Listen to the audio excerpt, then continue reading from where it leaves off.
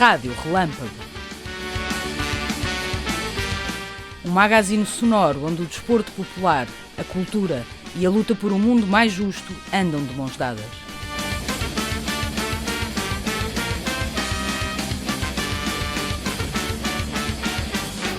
Seja toda a gente bem-vinda à emissão de junho da Rádio Relâmpago, o magazine sonoro da Associação Desportiva e Recreativa O Relâmpago.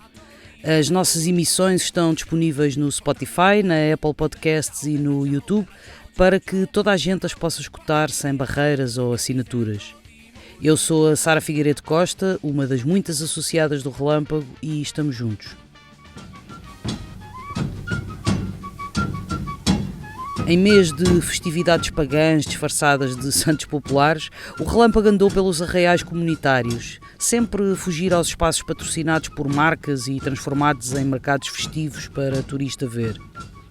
Foi assim que instalámos a banca no Espaço Regador, na Penha de França, e também no Beco do Rosendo, o quartel-general da Associação Renovar a Moraria. É possível que já escutem este episódio depois, mas no próximo dia 29 de junho, mesmo à beirinha de fechar o mês dos Santos, teremos um arraial próprio no campo de jogos do Instituto Superior Técnico, na Alameda. Ao comando das festas estão as Relas, a nossa equipa feminina de futsal, e para além dos comes, dos bebes e da música, claro, haverá um torneio com equipas compostas por mulheres, pessoas trans e pessoas não binárias, só para variar um bocadinho de tanta masculinidade exacerbada por esses campos fora. E também, claro, para angariar dinheiro para que as Relas possam continuar a treinar em condições. Como sempre, começamos o nosso magazine sonoro com a rubrica A União Faz a Força, dedicada às coletividades e associações populares. Desta vez, vamos conhecer o Mirantense Futebol Clube, que cumpriu no mês passado 90 anos de existência e resistência. A casa do Mirantense é o número 35 da Rua do Val de Santo António, essa inclinada artéria lisboeta que liga Sapadores a Santa Apolónia e que é também, para quem pedala em duas rodas, o mítico desafio chamado Rampa do Val de Santo António. Mas foi a pé que chegámos ao Mirantense, até porque para baixo não custa tanto. Lá dentro, nas mesas junto ao balcão do bar, um grupo de associados da casa entretinha-se com uma jogatana intensa, daquelas em que dá para ouvir a batida das cartas no tampo da mesa, pelo que foi na sala do fundo, muito mais sossegada no dia da nossa visita, que conversámos com a presidente desta coletividade quase centenária. O meu nome é Michelle Faro, tenho 44 anos e sou presidente da direção do Mirantense Futebol Clube. Fiz parte da comissão administrativa antes de estar nesta direção, depois fui presidente da Assembleia Geral e agora finalmente, com a necessidade, tive que me chegar à frente e ser a presidente da direção. Há 3 anos que Michelle Faro está à frente da direção do clube, mas já antes se tinha envolvido de corpo e alma no novo rumo que era preciso imprimir ao Mirantense. A comissão administrativa aconteceu em 2016, quando o clube estava com uma Assembleia Geral para a dissolução do clube. Estávamos numa situação financeira muito complicada, com dívidas a tudo o que era fornecedores, rendas, uma situação catastrófica, sem matéria-prima para trabalhar, porque este bar vive do dinheiro que realiza no bar, não é? E nem tínhamos nada para vender, portanto estávamos assim com a corda no pescoço e tínhamos dívidas. Na altura, o apuramento que foi feito na Assembleia Geral era de 16 mil euros. Quando nós, um coletivo de homens e mulheres, agarrámos e dissemos que não, senhora, que no Mirantense não pode fechar, era os 16 mil euros que estávamos a contar. Quando fomos a ver, às tantas já eram 30 mil, já não era 16. Mas pronto, com muito trabalho e dedicação, conseguimos dar a volta e o clube está bem financeiramente. Muito antes desta recuperação, Michelle já conhecia os cantos à casa, e não apenas do Mirantense, mas igualmente de outras coletividades lisboetas, onde a prática do associativismo se juntava à recreação. É assim, eu nasci ao pé do Panteão, e o meu pai sempre foi um homem do movimento associativo. Era taxista à noite, e durante as tardes ia bater as cartas para os clubes, nos bem estacionados, que já fechou. Foi diretor desportivo no Operário Futebol Clube de Lisboa, esteve nos Cinco Reis, esteve em algumas coletividades. Uma delas também era o Mirantense, e quando a minha mãe era professora e queria muitas vezes estar concentrada em casa e com os filhos não dá para estar concentrada, casas do bairro aqui não são muito grandes, não é? Dizia ao meu pai para ir passear com os miúdos e o meu pai, o passear do meu pai era meter-nos, neste caso, quando éramos mais pequenos, no operário, na parte de trás, onde hoje é os balneários, ou então no Mirantense, no salão que tínhamos, que era gigante e que estávamos a tarde toda lá a brincar, portanto, era de infância. Isto acontecia na antiga sede do Mirantense, um pouco mais abaixo, nesta mesma rua, cujo destino foi semelhante ao de tantos outros edifícios da cidade, muitos deles a casa de associações e coletivos que acabaram desalojados. Felizmente, neste caso, o desfecho foi outro. No ano de 2019, julgo eu, recebemos a triste notícia que aquilo tinha sido vendido, os senhores tinham vendido a um fundo de investimentos que pretendia fazer dali um luxury apartments ou luxury lofts ou luxury cenas, não é? Que não contavam com o clube, não é? E ficámos com uma negociação difícil para fazer, porque o clube infelizmente não estava protegido e tivemos que arranjar uma alternativa, e esta foi a alternativa, pá, que ainda bem que aconteceu, porque era uma loja de um sócio nosso que servia de armazém, que nos fez um contrato, pá, que foi só um milagre, não é? Porque nos mantivemos na mesma rua com a mesma renda que tínhamos no Mirantense anterior, portanto 700 e tal euros, 760 euros, uma coisa parecida. Claro que os apartamentos que estão a nascer no espaço dessa velha sede não estarão ao alcance nem dos associados do Mirantense, nem da maioria das pessoas que trabalham nesta cidade rendida à especulação. Não está ainda a funcionar porque a obra esteve embargada, mas agora julgo que já está numa fase assim de... A parte estrutural já está feita, mas ainda não está nos acabamentos nem nos finalmente. Mas sei que ouvimos falar aqui no clube que um T1 era 1.300.000. Em conta, não é? É para nós. É para nós. Estou a pensar em fazer... Claro. Mudar-me para aqui. Comprar 2 já, sim. Não é?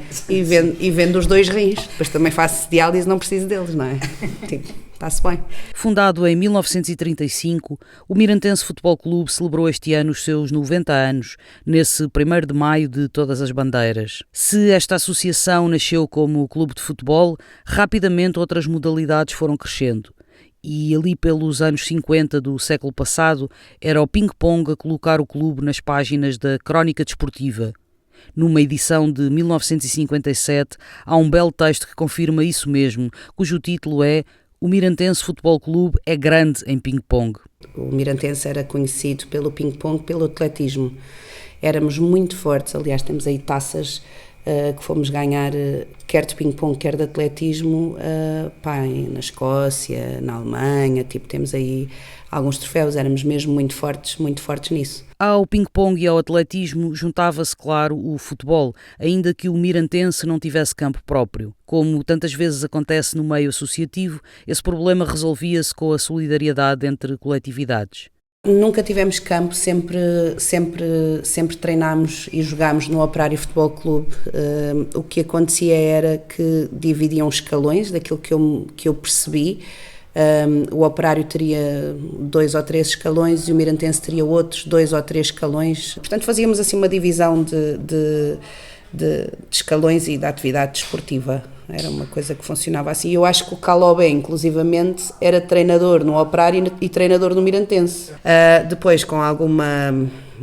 Isto para estar à frente de um clube tem que se ter uma gestão muito cuidada, não é? E muitas vezes não se soube gerir bem a situação e acabou por condenar a atividade desportiva no clube.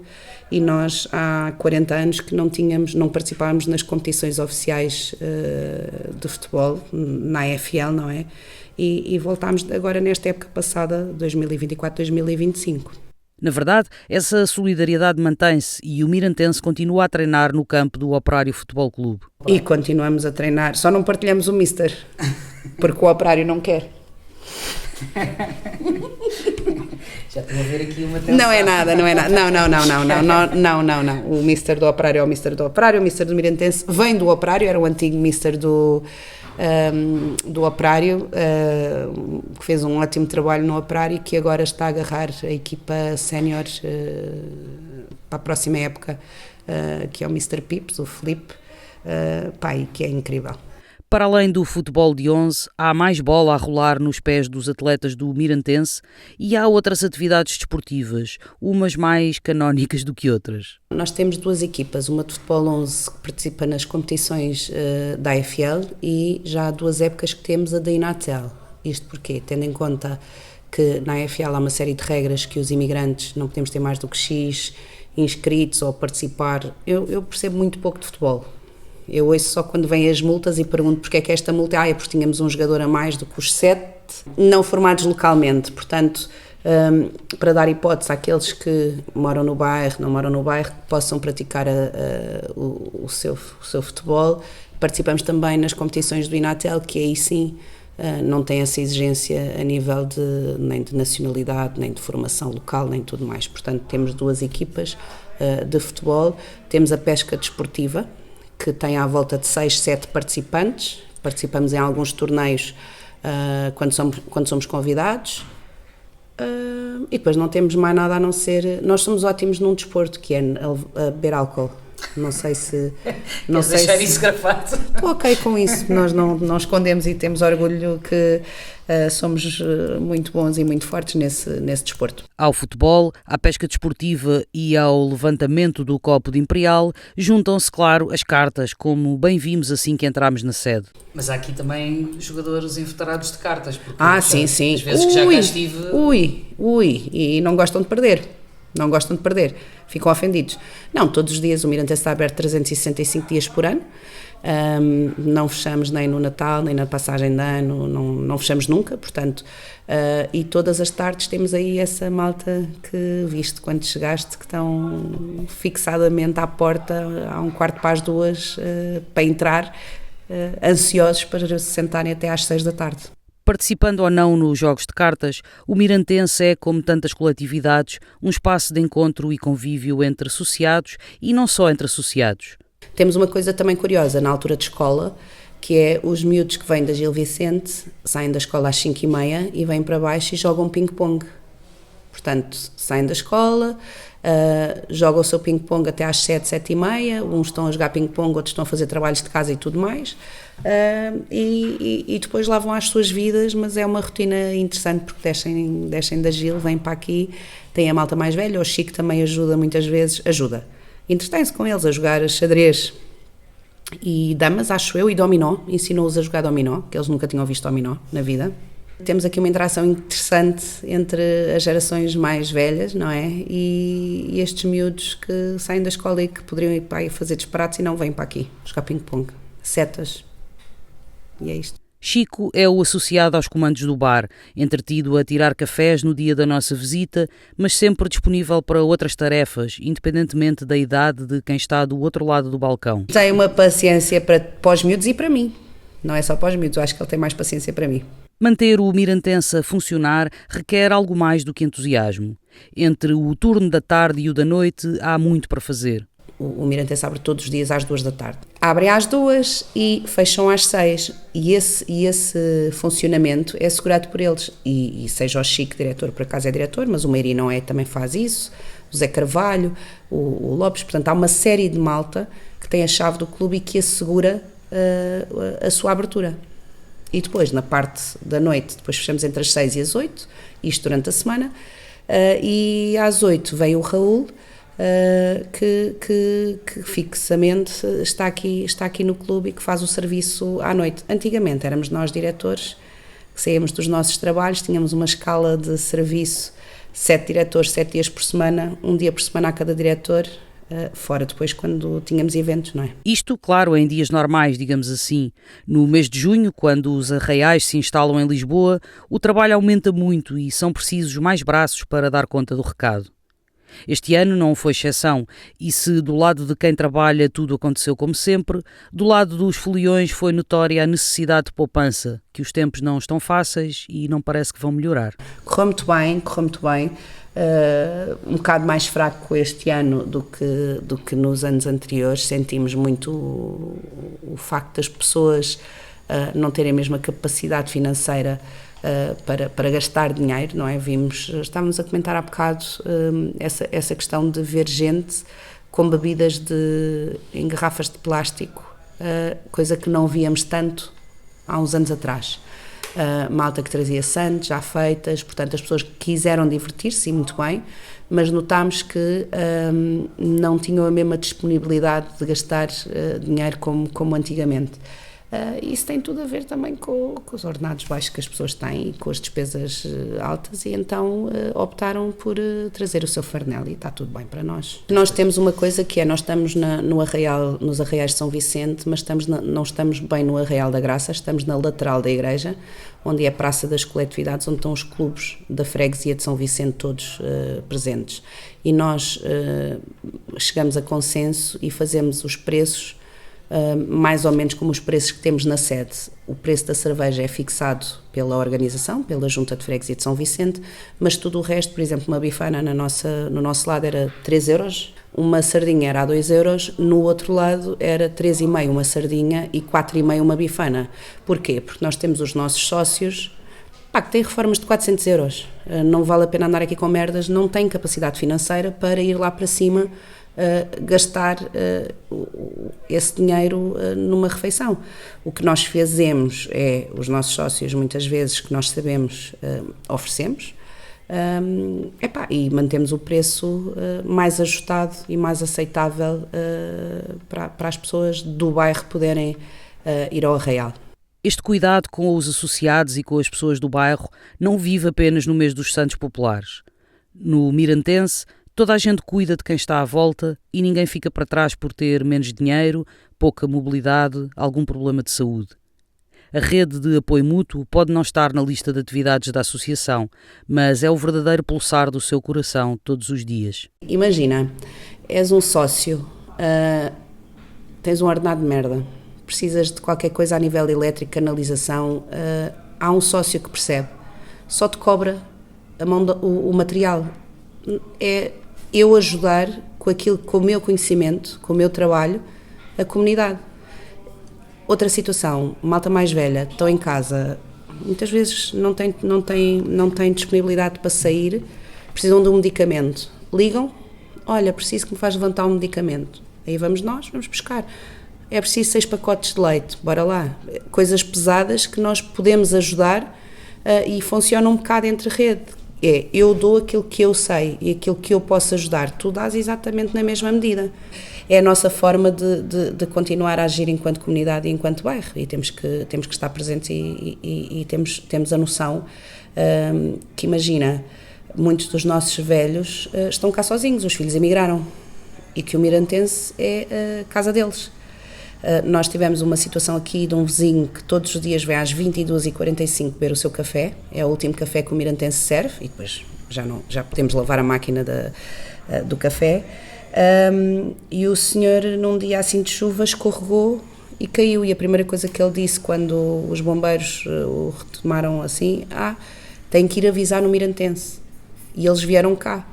E então lá foram uns 3 ou 4 e não sei o quê, estava o senhor com a cabeça toda aberta e disse assim, eu já não vou beber o meu cafezinho, acho que tenho que ir para o hospital. Lá veio o ralo buscar um café, levou-lhe o café, não sei o quê, mas pronto, há esta questão da preocupação, porque ele sabe que se não vier cá, nós vamos lá à casa perceber o que é que se passa, porque ele religiosamente às 22h45 está aqui a beber café. Pois claro, e se falhar alguém... Se falhar, qualquer coisa aconteceu.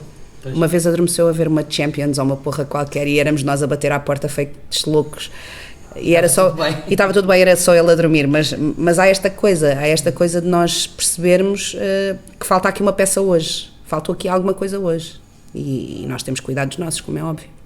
É mesmo assim que queremos viver, em comunidade e apoio mútuo, pelo que só temos a aprender com o Mirantense Futebol Clube. E por falar em comunidade, não podíamos fechar a conversa com a Michelle sem uma referência à subida da rampa do Val de Santo António, essa prova de ciclismo que o Mirantense organizava nos anos 40 e 50 do século passado e que retomou há 4 anos, agora de mãos dadas com o Relâmpago. O que aconteceu foi, o meu camarada Ricardo sabia da existência do Mirantense e tudo mais, e já tinham cá vindo, e havia aqui uma ligação até forte entre o Mirantense e o Relâmpago. E há um dia que ele diz, olha, vamos passar aí, temos uma prenda para vos deixar. E eu, ok, passem lá. Eu era presidente da Assembleia Geral nessa altura. Mas está lá a direção, não, anda lá, não sei o quê. E eu, ok, tudo bem. Chegaram aqui com um A4 em cartolina, cá está ali na vitrine, a dizer o Relâmpago saúda o Mirantense no seu 80º, qualquer coisa, aniversário. E depois disseram, e tal, está aqui estes recortes, em tempos fez-se isto, irarará. Eu disse, vocês são malucos, vocês não batem bem da cabeça, mas era bem agir a gente fazer isto e tal, e não sei o quê. E eu, deixem-se dessa coisa, só o trabalho, cortar trânsito, não sei o quê, as licenças, as autorizações, o custo, é uma coisa assim megalómana. Uma coisa era, há não sei quanto tempo que os dirigentes associativos tinham muito mais peso, não é? Que chegavam ao pé de uma junta ou o que seja, olha, vamos fazer isto e estava tudo bem, não é? Outra coisa é agora, que é toda uma burocracia. Eu já comecei a tratar das licenças em maio, não é? No início de maio. E depois, assim, por que não? Pus-me a pensar, por que não? Cheguei ao pé da direção, na altura era a presidente Lina Cortes, e disse, olha Lina, tu lembras daquela malta mais nova e tal, aquele meu camarada Ricardo e tal, que faz parte do Relâmpago, eles vieram o prémio, vieram com o Vasco, o João Silva, vieram aí com uma ideia e tal, estás a ver a rampa? Não, isso já não se faz há muitos anos. E eu disse, olha, mas eu acho que era interessante a gente fazer, a gente não tem capacidade, malta mais velha, não é? E vêm mal em tudo, e os vizinhos, e vamos incomodar e tal. Eu disse, olha, está bem, então, mas olha, não te preocupes com isso, que eu organizo. E lembro-me que na altura, na direção de 7 que a Lina tinha, só houve um diretor que esteve ao meu lado, foi o Zé Paulo, que é outro maluco como nós, não é? E disse assim, bora filha, a gente vai pôr barracas de comida, vamos servir bifanas, vamos cortar a rua, e não sei o quê, não sei o que mais, assim, Zé, mas cortar a rua como? A gente corta, a gente mete-se assim, os carros não passam, ainda mais maluco do que os outros malucos, não é? E pronto, e daí nasceu, começámos a trabalhar, naturalmente que no primeiro ano fomos um bocado à descoberta, a parte operacional do terreno foi ficou um bocado nas mãos do Vasco, que a nível de ciclismo é ele que percebe e que fez a ligação com a Associação de Ciclismo de Lisboa e que conseguiu que se reativasse e que acreditassem que isto ia ser uma realidade.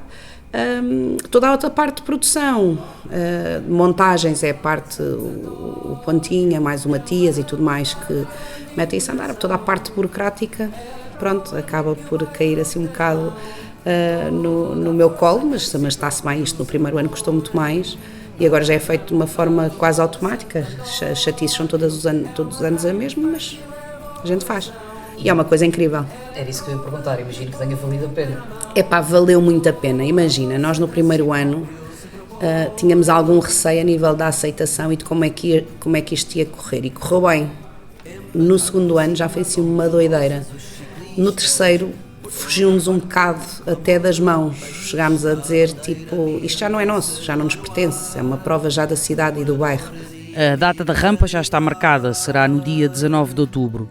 É certo e sabido que nesse dia as varandas da Rua do Val de Santo António vão estar decoradas a preceito, que as pernas de quem participa na prova vão estar ao rubro e que todo o bairro que envolve o Mirantense vai estar lá, a apoiar, a trabalhar, a construir essa vida em comum que queremos viver. Santo António é uma rampa que leva ao coração, é a prova de que o povo tem na mão toda a força que a si próprio se propõe. Tempo agora para o boletim desportivo do Relâmpago. Começamos com o atletismo, aquela secção hiperativa que mantém tantas e tantos relampaguistas a correr pelo país fora de grená e azul celeste ao peito. Ainda em maio, Francisco Monteiro marcou presença na 26ª edição da Légua Diário de Coimbra, prova que celebrou os 95 anos deste histórico jornal e que, mais do que um evento desportivo, foi, como sempre, um símbolo da resistência do jornalismo impresso. Os ventos de maio levaram também 5 atletas a participar na meia maratona do Douro Vinheteiro, na Régua, batendo os seus recordes pessoais nos 21 km. Mais a sul, no pulmão da cidade de Lisboa, correu-se a 8ª edição do Lisboa Green Trail, uma prova dura, marcada pelo calor e pelos desníveis do terreno de Monsanto.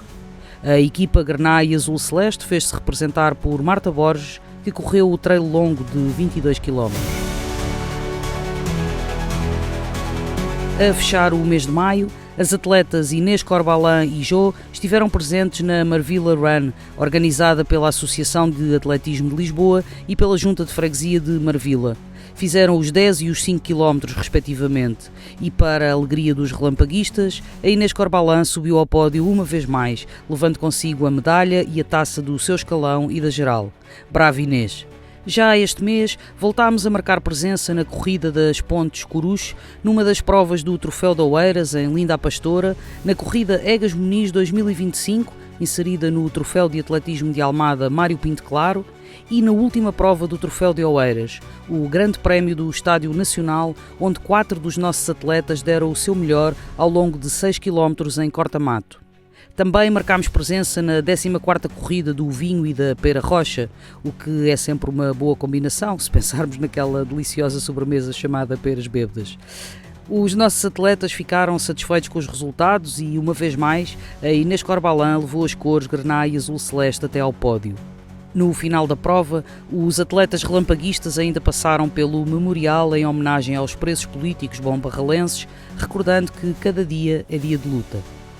Num fim de semana de calor e luta antifascista por várias cidades do país, o atletismo do relâmpago manteve-se ativo e marcou presença na variante de trail na zona de Cantanhede. A 15 de junho, Francisco Monteiro completou os 19 km do Cross Trail Praia da Tocha, percorrendo as dunas primárias e secundárias bem preservadas e os passadiços à beira-mar. Lembremos à boleia da corrida que a Tocha é um dos últimos locais onde persiste, graças à resistência dos pescadores, a arte chávega, essa pesca ancestral e sustentável. A fechar o mês, um quarteto levou as cores relampaguistas aos trilhos da Serra da Freita, onde foi preciso saltar, subir e até inventar algumas soluções. E ainda houve tempo para correr os 22 km da corrida de São João de Braga, com o Pedro Alpuim a levar nas pernas a determinação relampaguista por terras minhotas. Passamos para o futebol. Já com a época em modo de descanso estival, mas ainda com algumas participações em curso, a equipa feminina do Relâmpago disputou a taça Reconhecimento Inatel frente à equipa do bairro São João. Foi um jogo emocionante que estivemos a ganhar até ao último minuto, quando as adversárias marcaram o golo do empate. Na lotaria das grandes penalidades, o bairro São João levou a melhor, vencendo por 5-4, o que não impediu a festa nas bancadas, naquela que deve ter sido a maior enchente relampaguista a que o pavilhão do Inatel já assistiu. E olha que têm sido muitas e animadas estas enchentes azul-grená. A equipa masculina do Relâmpago participou no torneio que celebrou os 170 anos da Academia de Recreio Artístico, com vitória na meia-final frente ao grupo desportivo Zip Zip, seguida de derrota na final frente à equipa da própria ARA por 3-0. Vitórias e derrotas à parte, importante foi mesmo o convívio associativo e a celebração, que incluiu, claro, um churrasco bem regado e muitas conversas entre o campo do Vargense, anfitrião do torneio, e a grelha ali tão perto. Há muito mais desporto popular para ver e fazer no Relâmpago, como sempre. Às segundas e quintas à noite, nas arcadas do Palácio da Justiça, em Lisboa, o Pedro Rufino orienta os treinos de boxe, abertos a quem quiser aparecer. E do ringue para o tabuleiro, a secção de xadrez reúne-se agora aos domingos, entre as 16h30 e as 19h30, no espaço do Clube Estefânia. Para quem possa não saber, foi neste lugar, o Clube Estefânia, que em 1911 Carolina Beatriz Ângelo fintou a lei machista que impedia as mulheres de votarem. Sendo viúva, passou a ter o estatuto de chefe de família e, como estava escrito na lei que eram os chefes de família que votavam, Carolina votou mesmo, fazendo cair os queixos dos senhores que tomavam conta das mesas de voto. É certo que depois a lei voltou a ser mexida e as mulheres só alcançaram plenamente as urnas de voto com o 25 de abril de 1974. Mas aquele voto ficou lá e serviu de semente para outros futuros. Checkmate feito pela rainha, para variar. Este mês, na rubrica Havemos de Ser Mais, Eu Bem Sei, conversamos com o Tito Basto, membro fundador da ARAL, Associação de Residentes do Alto Lumiar, e um dos dinamizadores do Centro Periférico, um espaço no bairro da Cruz Vermelha por onde têm passado várias artes, linguagens, projetos e gente de muitas idades e proveniências. Gostava de perceber como é que chegaste à Alta de Lisboa e como é que nasce a ARAL. Sim. Como é que cresce esse teu envolvimento? Eu vivi 18 anos na Alta de Lisboa. Eu fui viver para lá porque na altura trabalhava em publicidade, fiz a campanha de um edifício que estava a vender lá e na altura negociei com a pessoa, com o promotor que estava a vender os edifícios de, ter assim umas condições especiais e tal, e acabei por ir viver para a Alta de Lisboa. Na altura tinha filhos pequenos, aliás nem tinha filhos pequenos, só tinha uma filha, e aquilo tinha a Quinta das Conchas lá por perto, por isso era uma boa opção, era uma casa fixe, que tinha um pátio muito grande e não sei o quê, então acabei por ir viver lá. Nessa altura houve um bocado uma mudança da minha vida, ou seja, até aí tinha estado sempre muito centrado em mim e de me safar e de ter algum dinheiro e de ter uma vida minimamente aceitável. E nessa altura houve uma mudança, que foi de, isto já chega, tenho que começar a fazer outras coisas e tenho que começar a ir a trabalhar numa perspectiva menos individualista e mais de comunidade.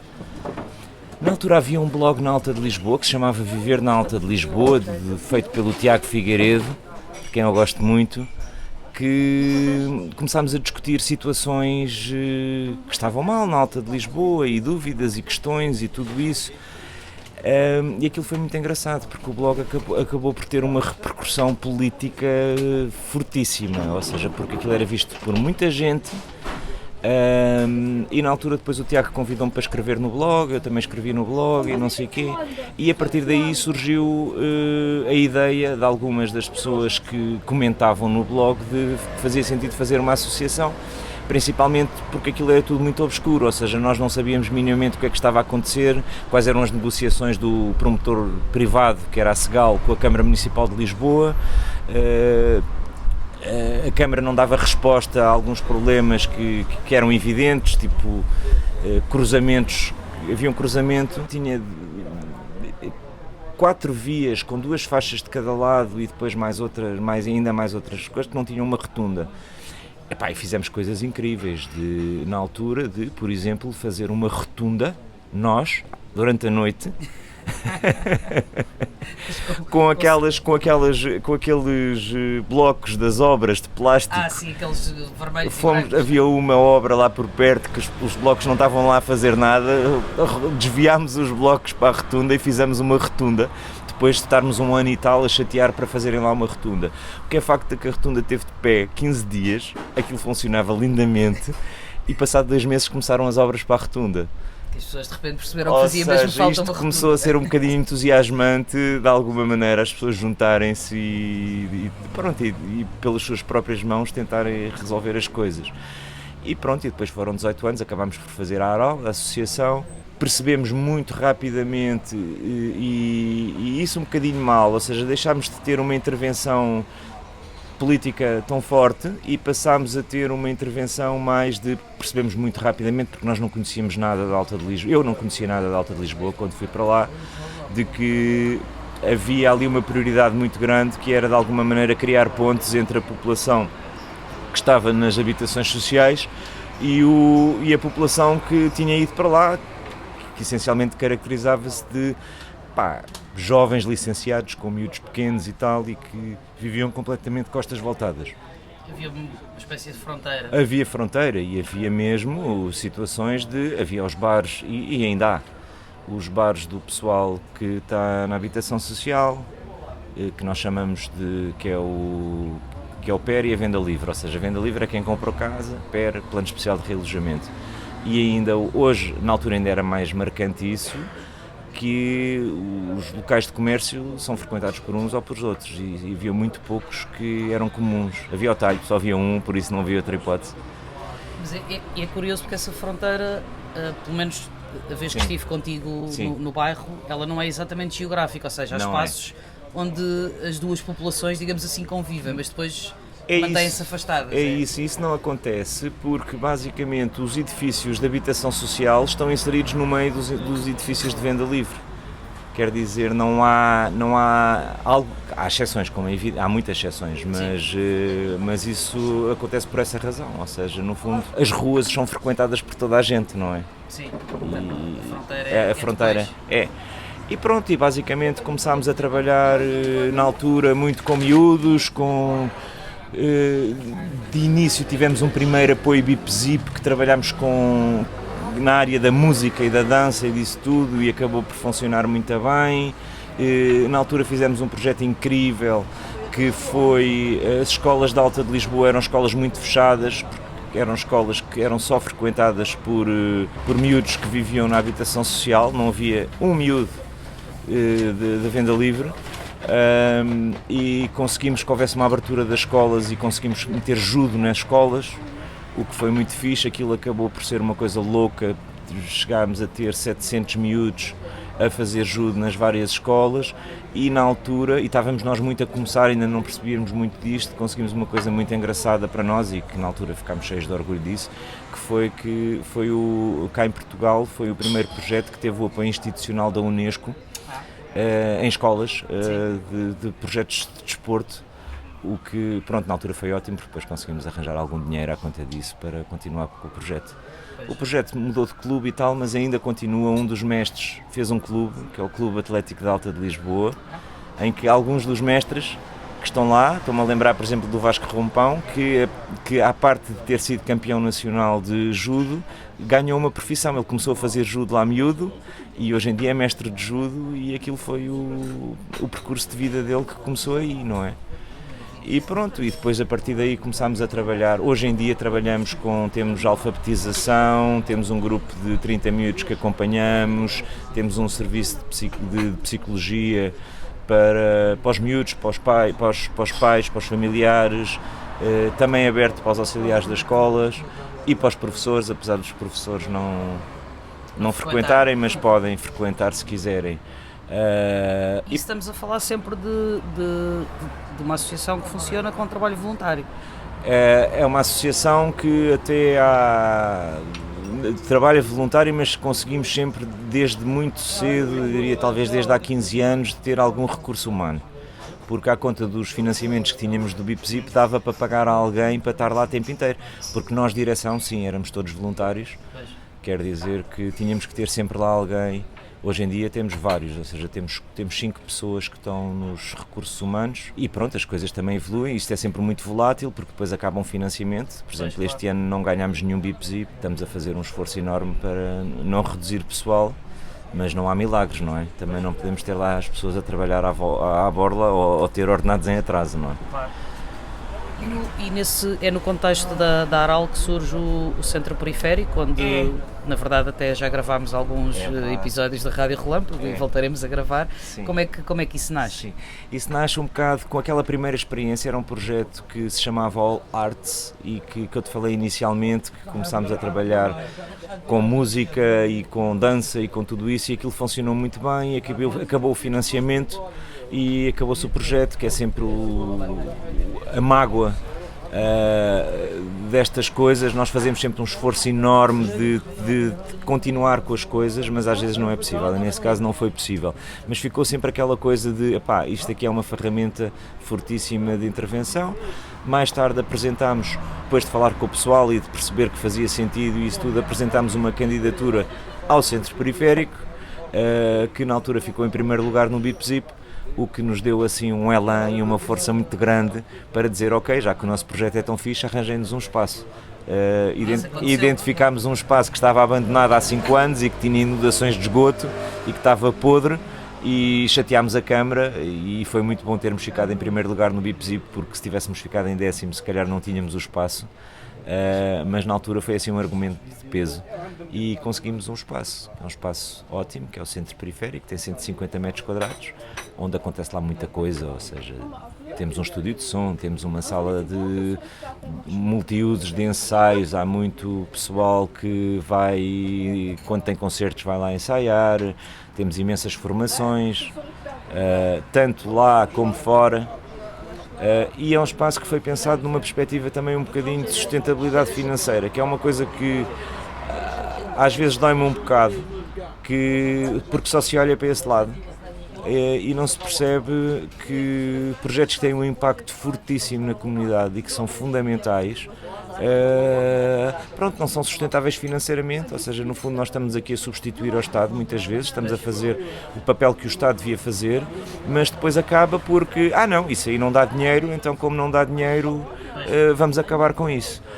O Centro Periférico foi pensado já um bocadinho nessa perspectiva de conseguir angariar algum dinheiro, que nós conseguimos através de duas maneiras, essencialmente, que é uma delas através das formações que damos fora, principalmente fora, e também lá no espaço, e pela contribuição das pessoas, ou seja, quem vai lá fazer alguma coisa tem um porquinho milheiro que deixa o dinheiro, por exemplo, se queres fazer uma serigrafia e és tu que estás a fazer e não encomendas a serigrafia, porque se encomendas a serigrafia é uma encomenda, mas se vais fazer, mesmo que não saibas muito de serigrafia, nós estamos lá, damos-te uma ajuda e tu deixas o dinheiro que achas que é justo deixar ou que podes deixar, ou seja, ninguém deixa de fazer o que quer que seja lá por não ter dinheiro.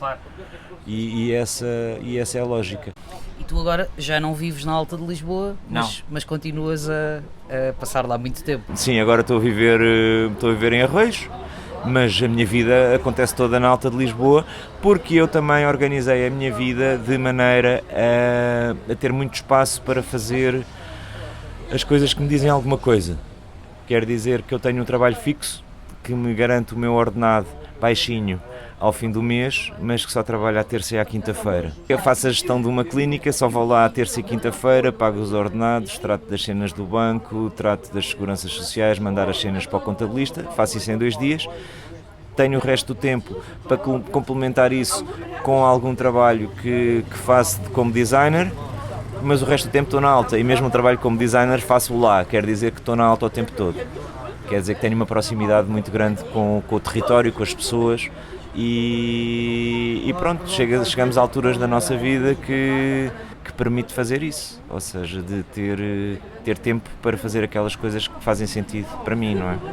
E continuar a pertencer à comunidade, independentemente do sítio geográfico. Sou da comunidade, ou seja, eu sou da Alta de Lisboa, é o bairro que eu conheço melhor, é o bairro que eu conheço as pessoas, foi o bairro onde eu aprendi uma brutalidade nestes últimos anos e onde eu conheci grande parte um bom número de pessoas que são as que eu mais admiro e que normalmente são aquelas pessoas invisíveis que nós não sabemos e que são forças da natureza e que fazem um trabalho incrível e que conseguem ter 2 trabalhos e ainda ter tempo para estar à frente de uma associação, como acontece lá.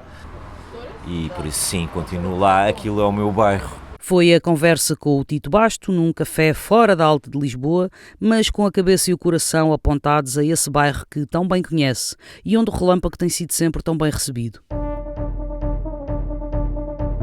Vamos à nossa rubrica cultural, dar corda à massa cinzenta, e este mês sugerimos um livro e um espetáculo. Começamos pelo livro, que na verdade é para ler e ouvir. Companheiras, de Antonella Gilardi, é mais uma edição da Boca, editora especializada em audiolivros. Numa edição cuidada, como sempre, este livrinho junta 2 contos da autora italiana a partir de histórias da resistência antifascista em Itália durante e depois da Segunda Guerra Mundial. Em A Triunfal Fuga Fascista, o primeiro conto, acompanhamos Natalina Vacchi e Dante Di Nani, 2 figuras reais de resistência, numa história inspirada em vários episódios documentados. O segundo conto, O Fato Chantilly, passa-se pouco depois da guerra, juntando os ecos dos partigiani ao florescimento do movimento feminista e também sindical. Nos 2 contos, as mulheres têm papel central, e nem de outra forma podia ser, uma vez que também elas foram fundamentais para a luta contra o fascismo, contra a guerra e pela democracia com direitos plenos. Uma nota que vai agradar aos relampaguistas amantes do pedal.